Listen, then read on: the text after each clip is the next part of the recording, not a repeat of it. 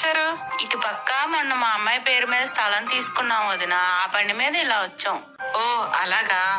నెల కిందటేమో 10 తులాలు బంగారం తీసుకున్నాం, మొన్నేమో స్థలం తీసుకున్నాం.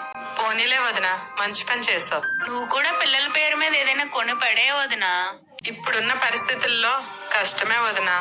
పిల్లల కాలేజ్ ఫీజులకే డబ్బులు సరిపోవటం లేదు. అయినా ఆడపిల్లలకి చదువులు ఎందుకు వదినా? ముందా కాలేజ్ మనిపించావు అనుకో, ఆ మిగిలిన ఫీజు డబ్బులతో దానికి ఏదో ఒకటి తీసుకున్నావు అనుకో, రేపు పొద్దున్నెప్పుడో దాని పెళ్లికి పనికొస్తాయి.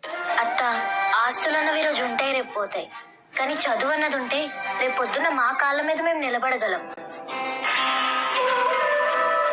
తల్లిదండ్రులు పిల్లలకి ఆస్తుల్ని ఇచ్చినా ఇవ్వకపోయినా చదువుని మాత్రం ఖచ్చితంగా ఇవ్వాలి. ఎందుకంటే చదువుని మించిన గొప్ప ఆస్తిని పిల్లలకి ఏ తల్లిదండ్రులు ఇవ్వలేరు.